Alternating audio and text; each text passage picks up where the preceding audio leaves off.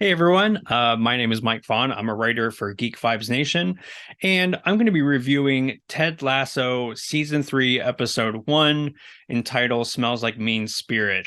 Before I get into the episode, I just want to say it's kind of a bummer that this is the third and final season.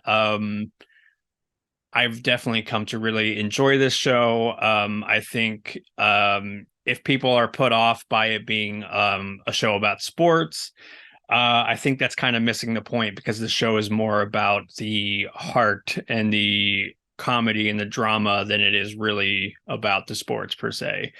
Um, so this episode starts out with an emotional high. Ted has to say goodbye to his son. And then this sets the central conflict up, which is the that every sports outlet is predicting Richmond to rank dead last.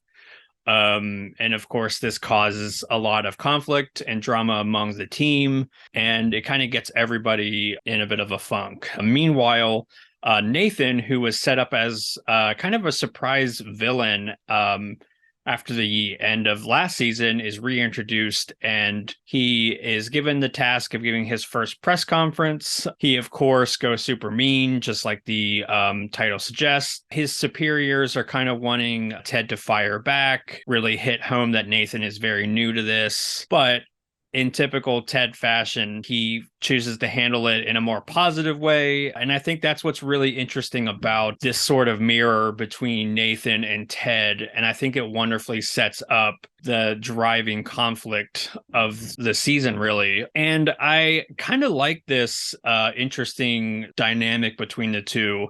And I definitely can see where it's going to be really interesting in terms of emotional payoff, but also for character arcs for both characters. Overall, I think this is a really great way to kick off the season. You basically get a really nice update on where everybody is in their lives. And as I mentioned, the stakes are nicely set in place for not only Richmond, but the emotional stakes of the season as well. So it's going to be really interesting to see kind of where they go with this season. And yeah, I mean, the writing is great. As always, all the acting is on point. Everything we've come to really love about this show is certainly there. I've never felt like this show kind of dipped in quality, which is great. Maybe it's good that they kind of go off on a high note rather than a slow decline. So, if there's one good thing about it, I guess maybe it's going off on a really good note and not outstaying your welcome. So, that's my kind of little mini breakdown of episode 1 of Ted Lasso. I love you guys so very much. On three. 1, 2, 3. I love you guys so very much.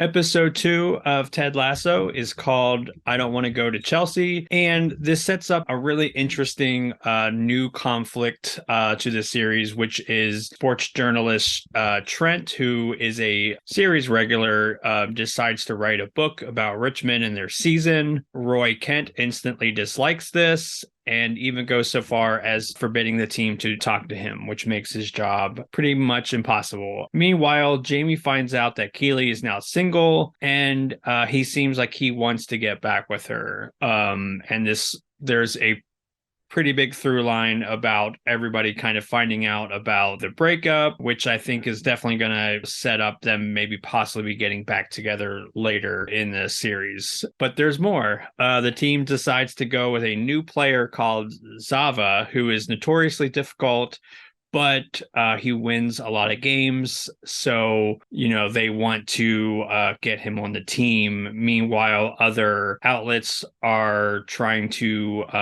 sway him over, including Rebecca's nemesis, West Ham, which again is another conflict going on. So from the summary, you can understand that there's kind of a lot of moving parts in this episode. Keely also has a subplot with her PR company.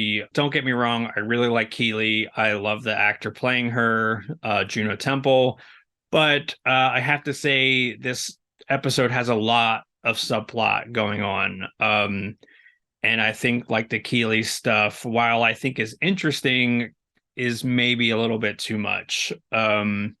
Still, the episode finds a really nice balance of heart and humor. There's a really nice moment between Roy Kent and Trent that is really stellar. Like, I don't want to give too much away, but anytime we get to spend with Roy and really kind of peel back some of those layers, because this character is somebody that is very stoic. We slowly kind of get to learn his character and kind of what makes him tick. So I think we really get some really interesting character development with him this episode. I think that is kind of the highlight. And I think that introducing a new character like Zava will be really interesting.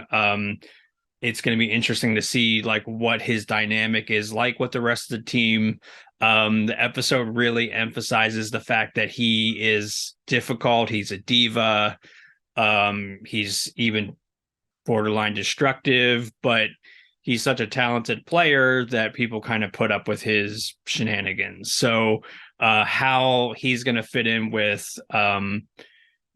Richmond and Ted Lasso and Ted Lasso's sort of coaching style, I think is going to be really fascinating to see. So I do appreciate that this episode has to do a lot of heavy lifting with introducing a lot of new kind of characters or plot elements. It's fairly good episode wise. I mean, we do get a lot of the heart and humor that this series is always kind of known for. So I really appreciate that. So next week, I'm going to be reviewing episode 3. Again, as always, these are going to be spoiler free. I'm trying to be as vague as I can with the plot, but I want to know what y'all think. Are you a fan of this season so far? Are you kind of sad that it's sadly ending? Just chime in the comments and let me know. And I'll see you in the next